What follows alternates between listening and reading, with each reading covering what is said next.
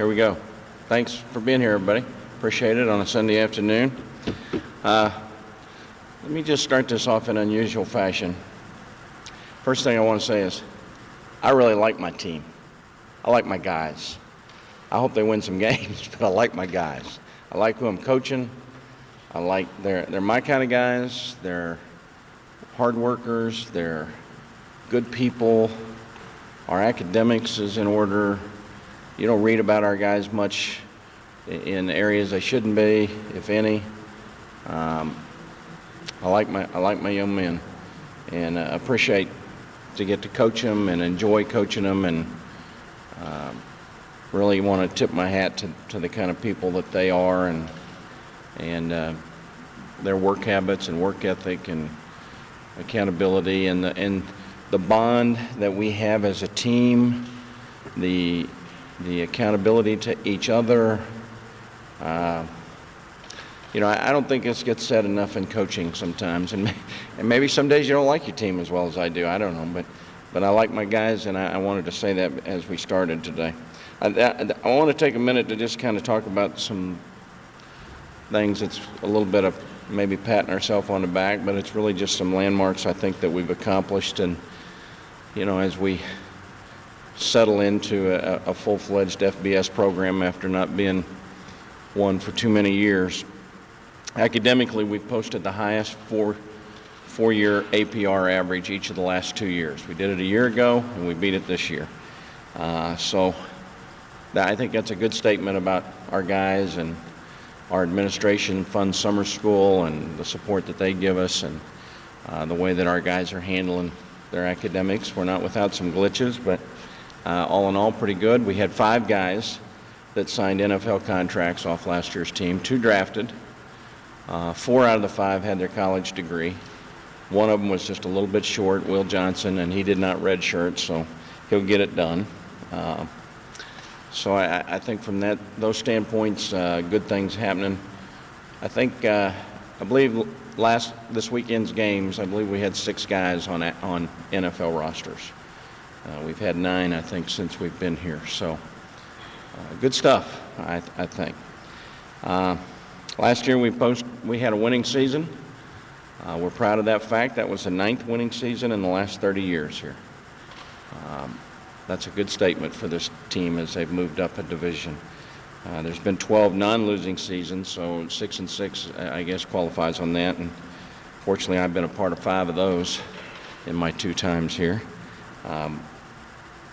And really, last year's 7th win season, if I have this right, and Rick, correct me if I don't, but I think it was the 6th time since 1985, and I've been a part of 2 of those, fortunately. So blessed in that regard.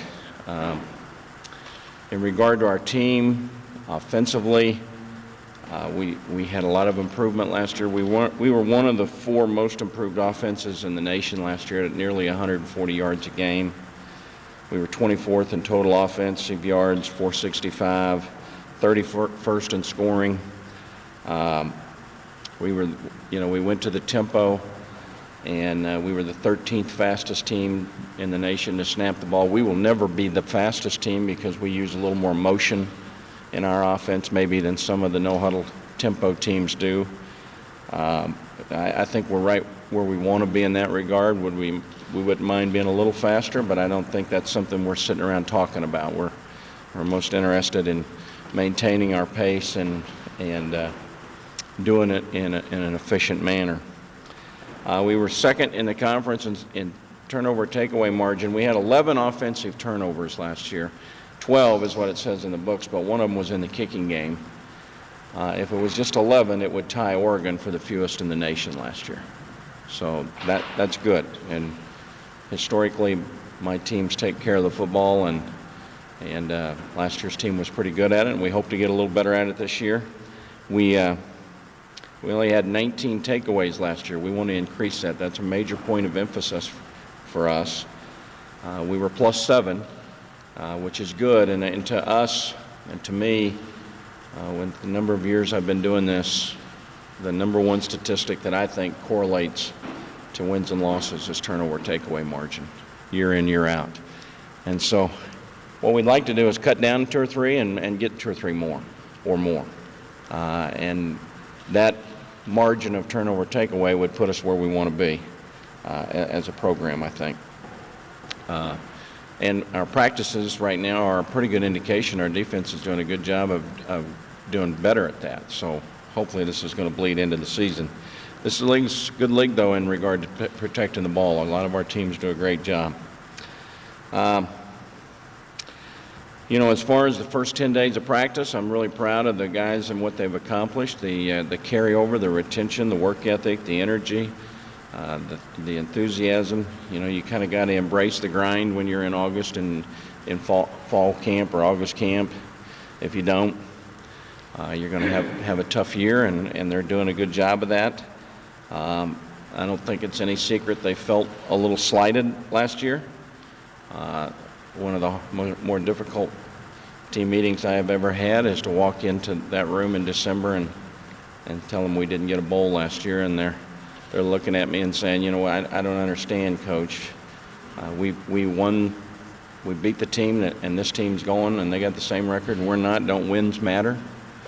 And that's a hard one to answer. We're the new kids on the block in FBS football, so we got to earn our way through it a little bit better, I guess. After 10 practices, we're about 90% complete on installation, which is really good. We've made a few little personnel moves. Tim Gay is playing defensive end with Chris Nuttall getting himself straightened out academically and eligible. We have to get more out of Tim. We need to get 70, 75 plays a game out of him.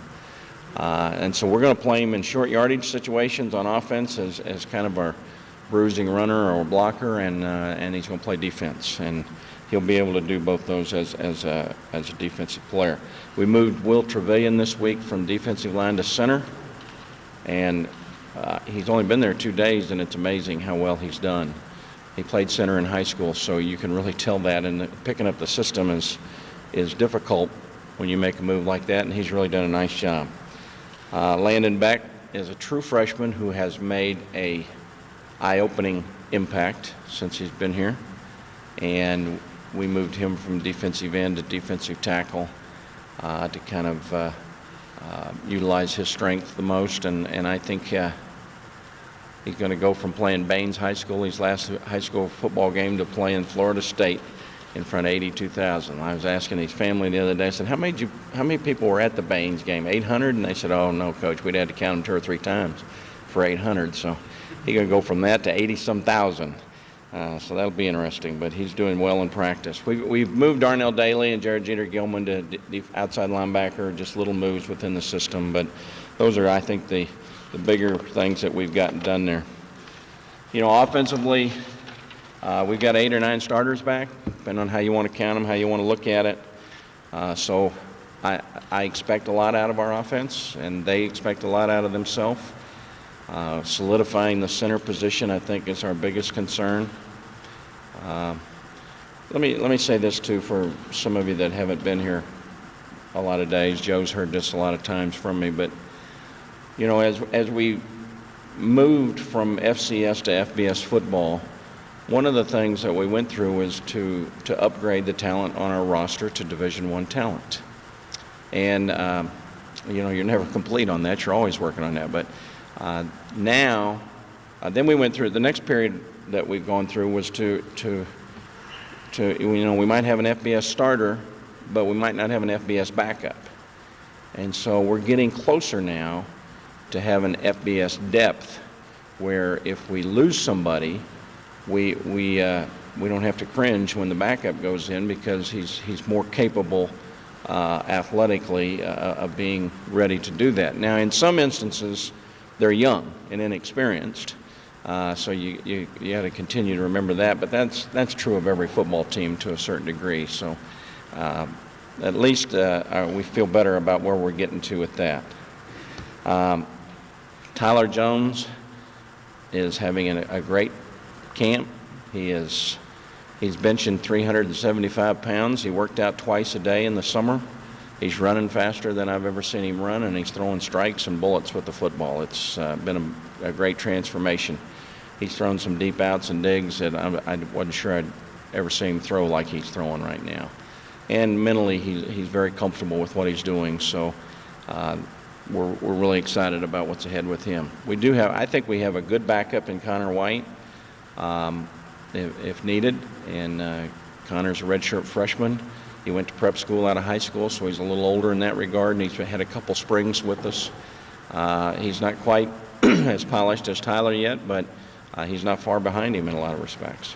We feel good about our running back situation. Rob Lowe's pretty proven. Chris Nuttall's pretty proven. We missed him last year. I will say this, Stedman Mayberry at Austin is a redshirt freshman this year, and he stepped his game up. Tyler Zazinski is a transfer that came in who they'll fight it out for that third running back position right now. We got two good tight ends. Ryan Carden and Lawrence White are good football players. So we feel good about both those guys. We got seniors at wide receiver. We got Jafis Gaines, C.J. Best, Brandon Smith. Those guys have all played a lot of football. Ryan Gary. Damon Mercer is having a great camp, and he's a redshirt sophomore. I expect a little bit of a breakout by him this year, and his first 10 practices are an indication that he's headed that way. We had a transfer come in with 3 years to play 3 in Kwame Bowens, and he's caught everybody's attention. He made a catch the other night in practice, probably as good as any we've had since we've been here. Finally, we're getting an offensive line that looks like an FBS offensive line. We're getting some depth a little bit in the offensive line. They're all 400-pound benchers. They're all pretty much 300-pound guys. We look like we belong. There were some days when we ran out on the field early here, and I cringed a little bit when our line came out. I don't do that anymore. They look like they belong there. Ryan Melton and Adrian Ballard are two proven guys at tackle. Sarabia, Romero, Crawford have played at guard. We'll sort it out. Sean Bourne will have a little bit to say about who fits in there. Who the center is going to be right now, Jackson Hoskins was probably the guy that we thought looked like he might be, but he's been hurt the last couple days. Nothing serious, but he's missed practice. We've got a guy in named Giuliano Cantaneo, good Italian boy. You know, he's going to do well. With a name like Franchione, I'm always partial to the good Italian boys. And he's playing center and doing a nice job. We've got 2 or 3 other guys that are working in there, and we'll see how this sorts out as we go through. We lost Will Johnson, and that was a loss. He punted for the Texans last night. I think he kicked off for him, so that was the quality that he was. Lumi Kaba's come in from junior college, and right now I would say Lumi's leg is comparable to Will's. Now, we'll see. We haven't seen him play in a Division I football game either, but as far as a leg and things like that, I'm pretty excited about him. James Sherman is the holdover, and he's upped his game a little bit, so that's good. Defensively, we lost a 3rd and a 5th rounder. So I still think we can be better than we were last year. And that's, when you lose a guy like Mayo, and of course Craig was a 4-year starter, never missed a game, started every game in his collegiate career. That's saying a lot, but I think you have to start with David Mims. He was the preseason Sun Belt Player of the Year. He had a great finish to his season last year. He got some picks. He's playing with a lot of confidence and doing well. Who's going to be next to him? Good competition there. Brandon McDowell, Javante O'Roy, Andrew Aniki, Clarence Guidry. All these guys are battling pretty good. Safeties. If we started today, Easy and Yama would play our low safety. Damani Alexi and Dilla Rosemond would play high. But we've got some guys, Demetrius Woodard and some other guys that have played some there. So still got some pretty good competition to kind of sort that out yet. But those 3 guys are doing a nice job. Trey McGowan's a holdover starter at linebacker. Trey had a good year for us last year. He's a kind of the quiet guy that goes about his business and doesn't make many mistakes and gets things done. Had a big stop for us in the Monroe game at the end of the game. So he's pretty steady. Who the one next to him is going to be right now is still up in the air. Teron Fitzgerald, who came in from junior college and looks the part and runs really well, is doing okay. Stephen Smith has played a lot of football there for us.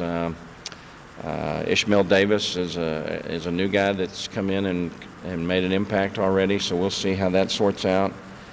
Defensive end, Rusman Nikosevic is doing well. Jeff Banks is really starting to come into his own. Jeff's 6'5", 6'6", 235. I think Jeff's due for a really good year. Corey Berry came last year and played some solid snaps for us, and I think he'll play a lot. Tim Gay will have a say-so in this. He'll probably, if I were betting today, and I'm not, but if I were, I'd bet on him to be the starter. Just what we're seeing out of him.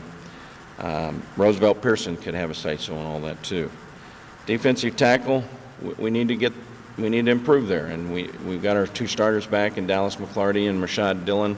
Landon Beck moved inside there, and I think he'll be a factor. DeAndre Elvoyd's raised his game a little bit. Cedric Gambrell's a redshirt freshman that's about 6'6" and about 270. He's been out a few days here, but hopefully getting back Monday or Tuesday. We're excited about what's ahead for him. He just needs to get experience. He just hasn't played very much. Our schedule's a little tougher, I think, this year than last year. Florida State is certainly a little cut above Illinois, and go figure, huh? And we go to Georgia Southern, we go to Lafayette, and we go to Arkansas State. That was flipped around last year, so this schedule probably, from a total standpoint, is a little bit tougher. You always know when you have that, you can have a better team, and it might not show sometimes. We hope that's not the deal. So, anybody still awake after all that?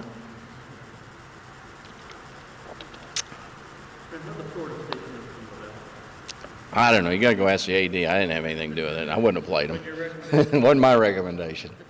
No, I think I don't know if I said I'd play him or not. If I did, it was in a weaker moment. There's good games to play, and there's tough games to play. But it is, our players are really excited about it. If you ask them today, they're going to tell you they think they can win, which is good. They can probably tell you every starter they got right now.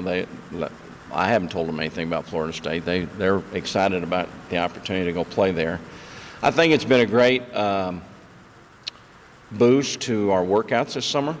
You know, when you got the Seminoles, the top 4 team in the nation, first out of the chute, you better go a little longer out there, and I think they've all done that. And so it served a good purpose from that standpoint.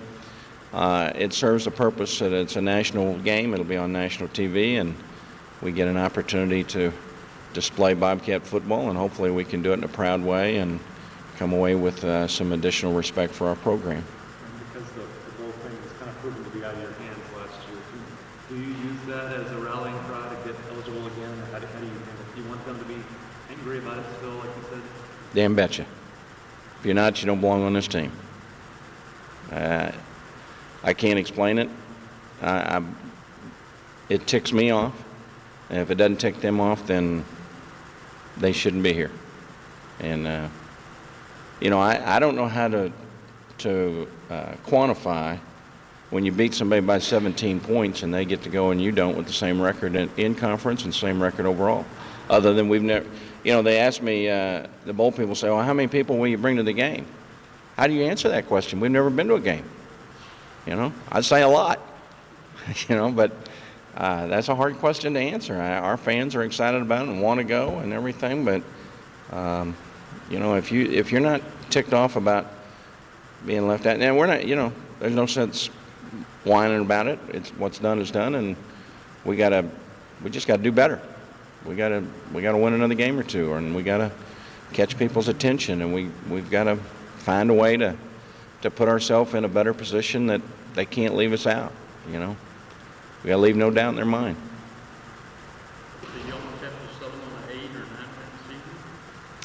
I haven't put a number on it. We just know we got to do better. We have to do better, and 6 didn't get us in. 7 didn't get us in, so we got to move up a little bit. Could be. Excuse me?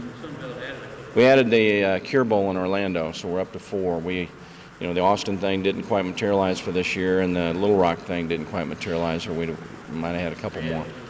Yeah, added one. You bet. Coach Tyler Jones going into his third year as a starter. How high are the expectations from him? Well, nobody has higher expectations than he does. I can't put it on him any higher than he puts on himself. He is a competitor to the nth degree. I don't care if it's one-on-one, pass skelly, or whatever drill we're doing at practice.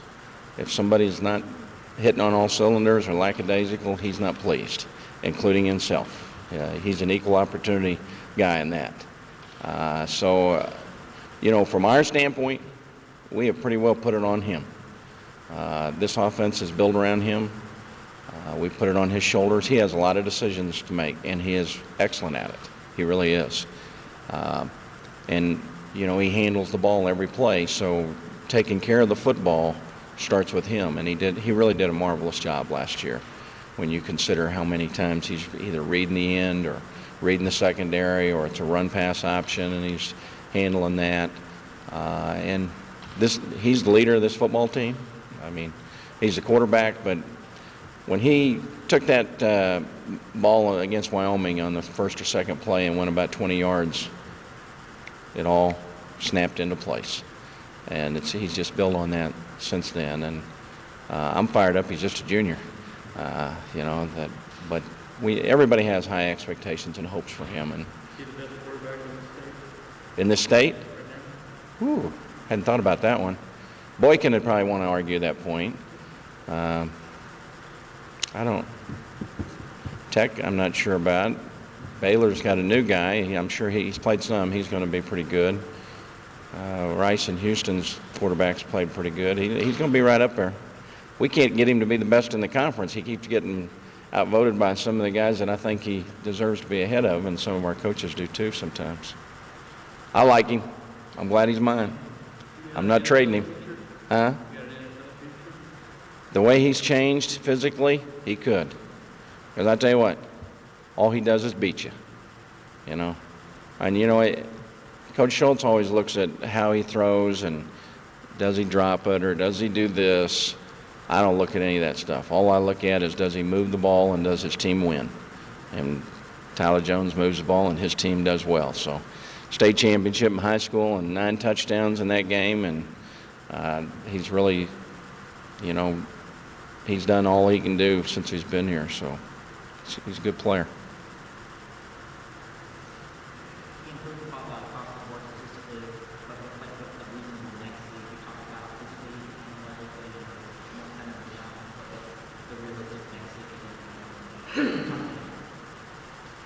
An 8th win and a 9th win. Conference. Get to the top. He didn't measure yards or pass completions. The stat that matters is another W or two, and that's what he'll measure, and that's what he'll look at. He doesn't play defense. He doesn't make tackles, but I know how he thinks, and I love the way he thinks in that regard.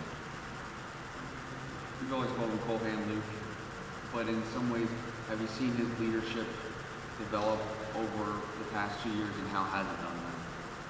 Well, he didn't speak in sentences to me until he was here for 15 months. About the most I'd ever get out of him was yes, sir, or no, sir.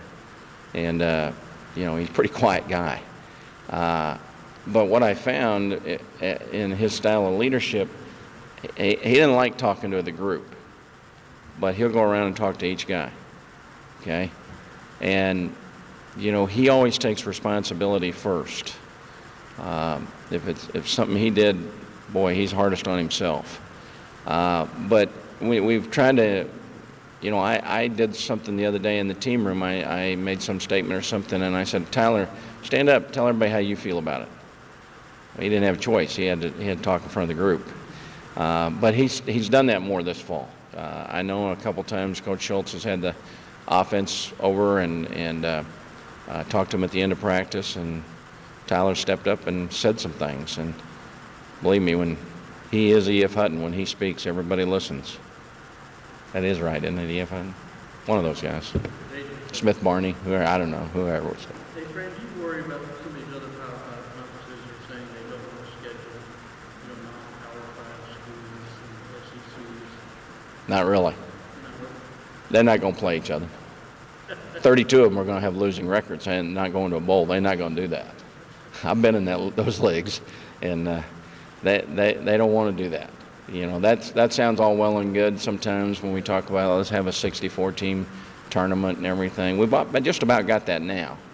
But there are no scrimmages in college football. I'm sure Florida State, I'm in their positions thinking they're going to get to play a lot of players in our game and look at some guys and do some things. And Jimbo won't admit that, but every head coach in that position would think that. Now, you'd say it quietly to yourself under your breath and as a coaching staff in a closed room, but you do hope that inexperienced guys can get some experience, so when the next game, or you got a big game, you know something about that guy before you put him in a game, and you've been able to have him in a game, in a situation where a mistake is not critical, because they all count for us. No, like I said, no exhibition games, no scrimmages. Everybody knows when they play big name teams like Florida, Georgia, Clemson, and Oregon, and the big money markets for all too.